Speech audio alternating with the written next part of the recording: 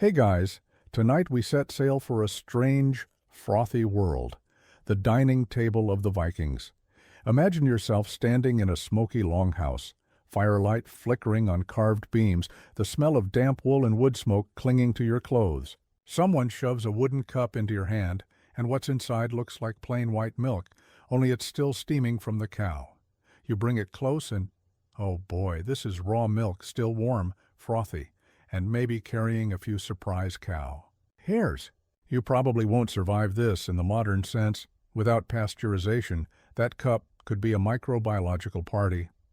But for a Viking, it's breakfast, lunch, and a test of how tough your stomach is. So, before you get comfortable, take a moment to like the video and subscribe, but only if you genuinely enjoy what I do here.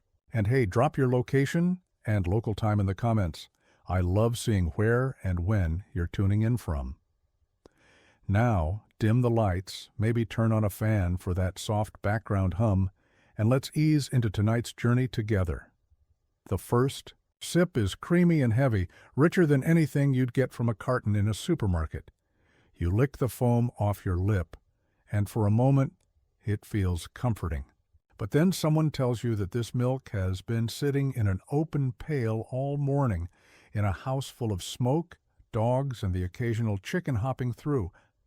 Vikings weren't boiling or filtering this. No stainless steel vats, no fridge humming in the corner. Instead, you get all the flavor nature intended, plus whatever bacteria tagged along for the ride. The cows themselves are squat and hardy, grazing on rough northern grass, and their milk is thick with fat. A Viking farmer knows that nothing goes. To waste, milk becomes butter, whey, or sharp-tasting skyr, but straight from the source, it's a kind of liquid stamina shot. You gulp it down, and suddenly you understand why children were handed this without hesitation. It was survival fuel. Of course, historians still argue whether the Vikings drank fresh milk every day or mostly turned it into preserved forms like cheese. Some point to sagas where warriors quench their thirst with it. Others think daily, fresh milk would have spoiled too quickly. What's certain is that dairy was central, so much so that even laws mention disputes over grazing pastures and milk rights. Now here's the weird twist. Milk wasn't just for food. It could be for ritual. Picture a newborn being sprinkled with cow's milk as a form of blessing. Sounds tender, right? Until you realize the milk might also be slightly sour, having sat around just long enough to curdle. Nothing like starting life with a splash of yogurt bath. You cradle your cup and take another hesitant sip. It coats your tongue with that faint barnyard tang. Someone sitting next to you grins through a frothy mustache, and you notice his teeth, surprisingly decent for a man who spends half his life gnawing on bones. He jokes that milk makes a warrior tall and strong. You think about modern commercials with milk cartons and athletes, and you realize the Vikings were basically doing the same branding 1,000 years early. But there's a darker side. Without refrigeration, milk spoils fast. Leave it too long, and it bubbles with natural fermentation, turning into a sour sludge. The Vikings leaned into this, turning spoiled milk into surmjölk, a tangy, drinkable yogurt. You grimace at the thought, but then remember your fridge probably has a bottle of kefir or kombucha. So maybe you're not that different after all. The longhouse around you hums with chatter. Children lap at their bowls, old women churn butter with wooden paddles, and the steady clop of hooves outside means more milk is always on its way in. You can't help but laugh to yourself. Today's food safety inspectors would have a meltdown here. And yet, the Vikings thrived on this diet, building ships that crossed oceans and stomachs that tolerated almost anything. Still, your modern gut clenches. Raw milk is illegal in some countries today, and yet here you are, drinking it like it's the purest thing in the world.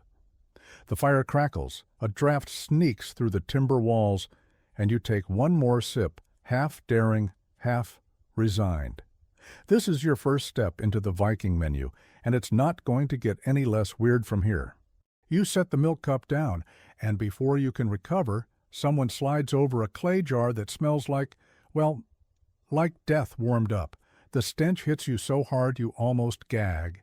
It's sharp, sulphurous, like rotten eggs mixed with low tide. A kopfi. Viking farmer cheerfully pops the lid and plucks out what looks like a slimy strip of fish flesh. He drops it onto your wooden plate, grins and motions for you to eat. Congratulations. You've just been introduced to fermented fish, the Viking delicacy you never asked for. The trick here is that nothing in the north lasts long without preservation.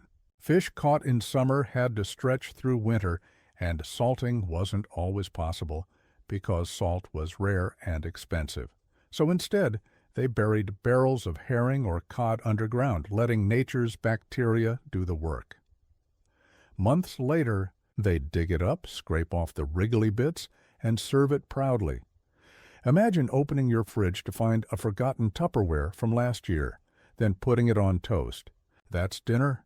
The first bite is intense. Your eyes water, your nose burns, and your jaw hesitates. But strangely, the taste isn't pure rot. It's complex, salty, even tangy. The Vikings must have built up a taste for it, the way some people today swear by blue cheese or durian fruit. To them, this was survival food that doubled as a treat at feasts.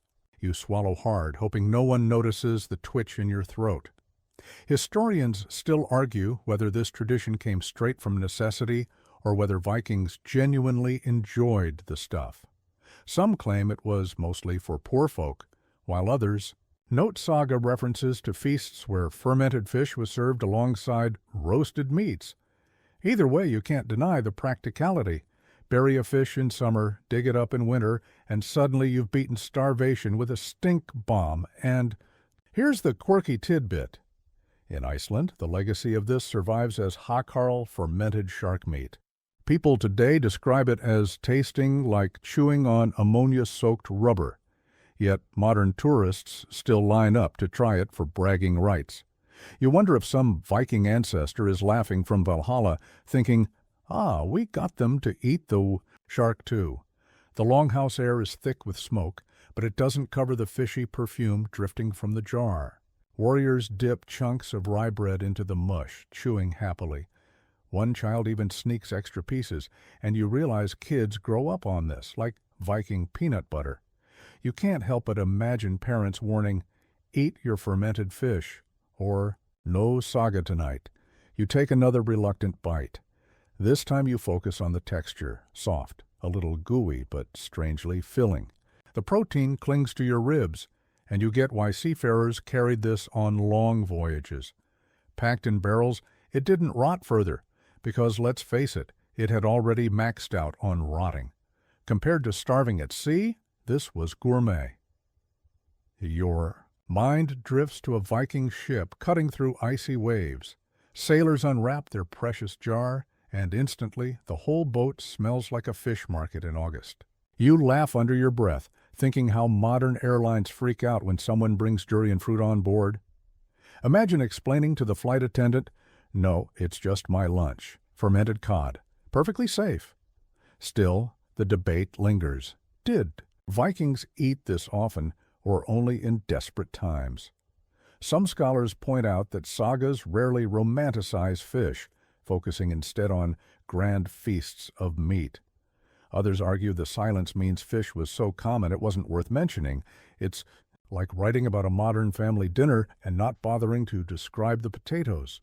Either way, fish, fresh, dried, or fermented, was essential. By now, the room has stopped spinning from the smell, and you find yourself adjusting. It's not pleasant, but it's oddly grounding, like chewing on the story of survival itself. Your fingers are sticky, your plate is empty, and someone offers you more from the jar. You politely decline, wiping your hands on your tunic, which now smells suspiciously like low tide. You glance back at the milk cup from earlier, and for the first time you think, wow, that raw milk wasn't so bad after all. Before you've even finished wrinkling your nose from the fish, a broad-shouldered man plants a wooden mug in your hand. The liquid inside is dark amber, thick and foamy. You tilt it, expecting a sip like modern beer, but it pours almost sluggishly, as if someone liquefied a loaf of bread. Welcome to Viking ale, so hearty it counts as both drink and meal. You raise the mug, sniff cautiously, and catch the warm scent of barley and yeast. No citrusy hops here, those wouldn't arrive in Europe until much later. Instead, the ale is raw, malty, a little sour, brewed in smoky wooden tubs with wild yeast floating in from the air. One sip and you feel the heaviness coat your tongue. It's sweet and bready, but with a tangy kick that reminds you this isn't craft beer. It's survival fuel. The thing is, ale was safer than water. Wells could be contaminated, rivers full of animal waste, but ale, thanks to boiling and fermentation, killed off most nasties. So even children were handed small mugs. Imagine recess at a Viking school. No juice boxes, just a sip of weak ale to wash down your rye bread. Historians still argue whether this was genuinely safe or just safer than dying immediately. But the fact stands, ale was daily life. And here's the quirky fact. Sometimes the ale was so thick with grain that it left chewable bits floating at the top. You literally drank your carbs, then chewed the leftovers for good measure. Talk about a liquid lunch. You grin, picturing modern commercials bragging, now with 50% more chew. The warriors around you gulp their mugs like water, foam, clinging to their beards. The air grows louder, looser, filled with laughter. Someone bangs the table in rhythm, and suddenly the ale feels less like food and more like fuel for storytelling. Every saga, every boast, probably began with a few mugs of this bubbling bread drink. But not all ale was equal. Ordinary folk drank weak daily brews, while feasts demanded stronger batches, sometimes so potent they'd knock you sideways after a few gulps. And when barley supplies ran low, people brewed with oats, rye, or even honey mixed in, creating early mead-like hybrids. Flexibility was survival. Whatever grain grew, you turned it into ale. Your mug is refilled before you can protest. This time you notice the murk, tiny flecks of grain swirling in the froth. It's gritty, like drinking breakfast porridge. You joke silently to yourself that Vikings didn't invent beer. They invented liquid granola. One sip, and you feel both buzzed and full. Honestly, this might beat airplane food. Still, scholars debate how strong Viking ale really was. Some argue it was mild around the strength of modern table beer, just enough to sanitize water. Others think festival brews were strong enough to floor a longhouse. The truth probably lies in between. Your head swims after a second mug, but maybe that's just the smoky atmosphere and fish fumes catching up. The room grows rowdier. Men shout across the fire, women chuckle at private jokes, and even the kids sneak sips from half-empty mugs. The ale ties everyone together, a communal heartbeat in liquid form. And here you are, swaying slightly, cheeks warm, realizing you're sharing the same drink that once sailed with raiders across the North Sea. One man claps you on the back and sloshes ale down your tunic. You don't even care. In this moment, the thick barley brew has you in its grip. It's messy, filling, and oddly comforting, like someone distilled both bread and community into a mug. You take another long swallow, foam dripping, and suddenly, the fermented fish doesn't seem like the strangest part of this meal anymore. You're still licking foam from your lips when the smell of something metallic drifts past your nose. At first you think it's the iron of the fire tools, but then you see a steaming bowl set before you. Thick, dark, and a little sticky. It looks like porridge gone horribly wrong. One of the warriors grins, plunges a wooden spoon in, and says proudly, "Blood and oats." And just like that, you're face to face with one of the strangest Viking staples, blood mixed with grains, served warm. The process is simple, in the way that gut-turning dishes usually are. An animal is slaughtered, maybe a cow, maybe a sheep, and, instead of wasting the blood, someone whisks it into oats or barley, then simmers it until it thickens. What you get is something between breakfast oatmeal and horror movie prop. You scoop a spoonful, and it slides into your mouth with a mineral tang, like licking a rusty nail that's been sweetened with mushy cereal. You might gag, but to Vikings, this was efficient eating. Every part of the animal had value. Meat for roasting, bones for broth, hide for clothing, blood for nourishment. It was a zero-waste culture centuries before eco-trends made that fashionable. Children slurped this. Down, warriors claimed it gave them strength, and honestly, you can't deny it's protein-rich. One bowl could keep you going on a long day of rowing or farming. Historians still argue whether this dish was everyday fare or a battlefield staple. Some think blood porridge was saved for butchering seasons or feasts, when animals were slaughtered en masse. Others imagine warriors eating it on campaign, whipping fresh blood into grain right after a kill. Either way, it wasn't a novelty dish. For them, it was food. For you, it's a test of willpower, and here's the quirky bit. The same tradition still survives in places today. Blood sausages, blood pancakes, even black pudding in Britain, all cousins of this Viking meal. You laugh nervously, realizing you might have actually tried a modern descendant of it without flinching. But here, in the smoky longhouse, watching steam rise from a bowl of blood mush, it feels a lot less like breakfast and more like a dare. The warrior beside you shovels in spoonfuls with enthusiasm, red streaks marking his beard. He wipes his mouth with his sleeve, shrugs, and mutters something about strength in the blood. You try a second bite. The oats soften the flavor, but the metallic tang still lingers at the back of your throat. You can't help thinking about modern people fainting at the sight of blood while their Viking ancestors casually had it for dinner. Outside, you hear the bleating of sheep and the snort of cattle, and it hits you. For these people, the line between life and food was razor thin. Nothing came from a store, nothing was wrapped in plastic. Food was life, taken directly, and nothing wasted. The blood in your bowl isn't just calories, it's proof of survival in a harsh land. And yet, part of you still wonders how anyone could look at a puddle of blood and think, porridge time. You smirk to yourself, thinking maybe it was just peer pressure. After all, it's hard to be the one guy at the feast saying, actually, I'll just have a salad. But the truth is, once you get past the shock, the dish is filling, warming, and oddly grounding. You scrape the bottom of your bowl, your spoon clinking, and you realize with a shiver, you've officially joined the Vikings in their blood and oats club. You push away the empty blood porridge bowl, wiping your mouth on your sleeve, when someone tosses you what looks like a bundle of green leather strips. You frown, expecting dried meat, but when you sniff, it's salty, brainy, and a little grassy. Seaweed, not the crispy snack pack you grab at a modern grocery store, but long, rubbery ribbons fresh from the shore, dried in the wind, and now stuffed into a pouch like trail mix.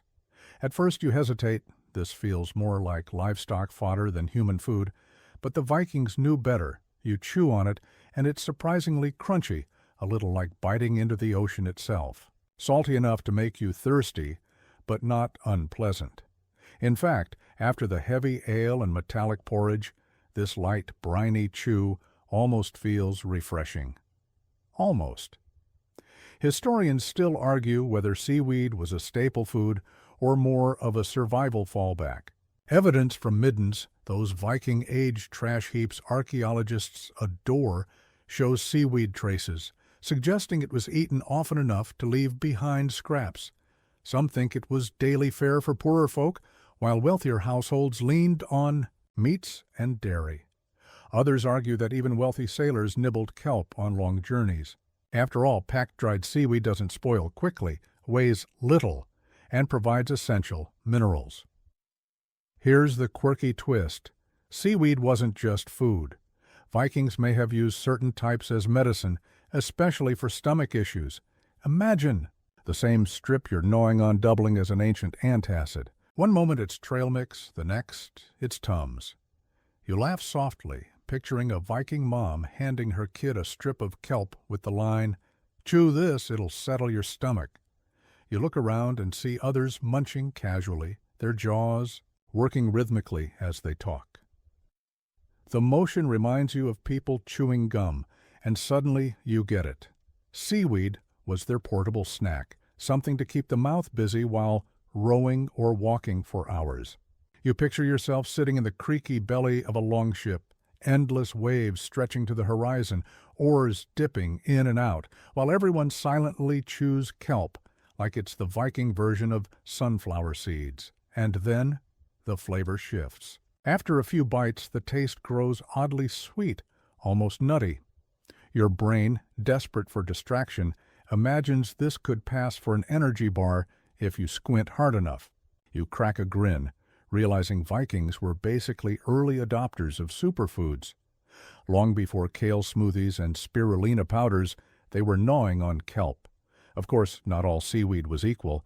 Some varieties were too tough, others too slimy. But the hardy, leathery strands of dulse and kelp were perfect, easy to dry, easy to carry. And the salt content, perfect for sweaty sailors rowing across northern seas. You nod, begrudgingly impressed. These people weren't just eating weird, they were practical. The longhouse fills with laughter as someone tells a saga. You lean back, still chewing, and your jaw grows tired. It's like gnawing on beef jerky, only wetter, greener, and infinitely less glamorous. Still, you keep going, because the Vikings around you are chewing too, and you don't want to be the only one spitting it out. By the time you swallow the last bite, you're thirsty again. You glance at your ale mug, half empty and foamy, and sigh. Another sip, another round of chew, another small step deeper into the Viking menu. And as the seaweed sticks between your teeth, you realize something funny. For all their wild reputation, the Vikings might have been healthier snackers than you.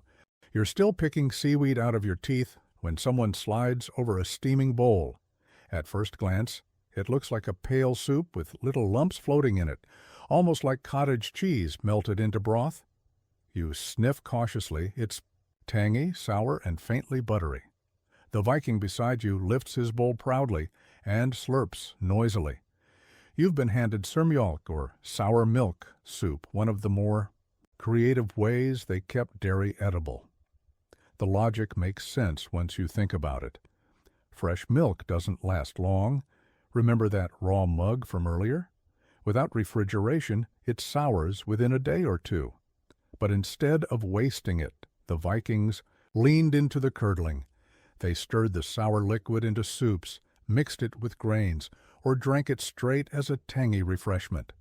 You lift the bowl, sip carefully, and feel your tongue pucker from the sourness. It's halfway between yogurt drink and vinegar water. Historians still argue whether this dish was a common daily food or more of a fallback when milk turned faster than expected. Some suggest it was beloved, a reliable way to stretch dairy through lean months.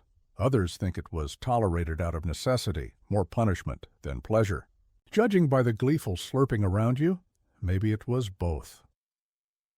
Here's the quirky detail. Soured milk wasn't just a food. It doubled as a preservative and even a cleaning agent. Some accounts suggest it was rubbed on wood or used in cheese making, its acidity helping keep bad bacteria away. Imagine scrubbing your cutting board with a splash of curdled yogurt. You chuckle at the thought. Pinterest recipes for DIY Viking cleaning hacks would go viral. You take another sip, this time noticing the texture. It's oddly creamy, with curd chunks softening in your mouth. The warmth from the fire makes the tang less aggressive, almost comforting if you stop thinking about it too hard. Still, you joke silently. If this were served in a modern restaurant, it would probably be rebranded as artisanal fermented dairy consommé and cost $12 a bowl. Around you, children drink it like it's normal. An old woman dips a chunk of bread into her bowl, soaking it until it sags, then pops it into her mouth with a smile. Clearly, this isn't punishment here, it's tradition. You imagine Viking sailors carrying skins of soured milk soup on long journeys, sipping it between bites of dried fish. The flavor would have been familiar, even nostalgic, like comfort food on the high seas. Of course, the tang lingers. After a few sips, your lips feel puckered, and your stomach is debating whether to embrace or reject the experience. But you keep drinking, partly because everyone else is, and partly because you don't want to insult your hosts. Besides, there is something almost refreshing in its weirdness. The man beside you leans over, foam still clinging to his ale mustache, and jokes that sour milk makes the bones strong. You nod politely, swallowing another spoonful, though, privately, you think it tastes like your fridge when you forget to throw out the yogurt. Yet you can't deny it's filling, it's practical, and it's proof of how nothing went to waste in Viking kitchens. When you finally scrape the bottom of the bowl, you feel oddly proud. You've endured raw milk, fermented fish, blood porridge, seaweed strips, and now this tangy soup. The flavors may test you, but they all whisper the same story: survival. The longhouse hums with satisfied sighs as bowls are stacked, and you can't help smiling. Strange as it is, you're starting to feel at home here. Just when you're starting to think you've tasted every odd Viking dairy experiment, the smell of roasting meat fills the longhouse. At first it's mouth-watering, rich, smoky, and savory. Your stomach growls in relief, but then someone mentions what's on the spit, and you nearly choke on your own breath. It isn't cow or pig, it's horse. Yes, tonight the feast features roasted horse meat, a dish that was both celebrated and condemned in Viking times. The firelight flickers over the carcass, turning slowly, fat dripping onto the flames with a hiss. Warriors gather around, their eyes gleaming in anticipation. For them, this isn't just dinner, it's ritual. In many pagan traditions, eating horse was tied to sacrifice, with the animal offered up to the gods before its flesh was shared among the people. You picture a sacred grove, the smell of incense, chants rising as meat sizzles. Then, back at the table, everyone digs in, chewing not just for hunger, but for honor. You're handed a slab, dark and glistening, the texture somewhere. Between beef and venison, the first bite is tender, sweet, a little gamey. To your surprise, it's delicious. You chew slowly, trying not to think about modern people's shock at the idea. For the Vikings, though, this was no taboo. It was festive, meaningful, and sometimes necessary. Historians still argue whether horse meat was everyday food or mostly ceremonial. Archaeological finds suggest it wasn't as common as pork or beef, but it shows up often enough in burial sites and feast remains to prove its importance. Some scholars believe it was part of pagan sacrificial meals, eaten to bond with the gods. Others suggest it was practical. If a horse grew too old for work, better to eat it than waste it. Here's the quirky fact: horse meat eating caused one of the great cultural clashes of Viking history. When Christianity spread through the north, priests strongly condemned the practice. Eating horse was labeled pagan, sinful, and outright forbidden by the church. Imagine missionaries arriving in a smoky longhouse like this, clutching their crosses in horror while everyone else licked grease from their fingers. The ban stuck, shaping centuries of dietary habits, though some regions quietly ignored it. You glance around the fire. A boy gnaws happily on a rib, grease smeared across his cheeks. A woman carves neat slices and hands them to the elders, who chew thoughtfully, as though tasting tradition itself. You notice the respect in their movements. It isn't mindless eating. Every bite seems deliberate, almost thankful, and yet a part of you can't help picturing modern horse stables, glossy-maned animals prancing in competitions. The thought makes your stomach flip. You shake it off, different time, different culture. To Vikings, a horse was both companion and resource, too valuable to waste. As you take another bite, the fire crackles louder, sparks flying upward into the smoky rafters. The meat melts on your tongue, and despite your hesitation, you admit it's one of the best things you've eaten all night. Maybe the rituals made it taste richer, maybe hunger sharpened your senses, or maybe, just maybe, Vikings were onto something the rest of Europe didn't want to admit. By the time your plate is empty, you're both unsettled and satisfied. You've crossed another line on this strange culinary journey, stepping into a tradition that was both sacred and scandalous.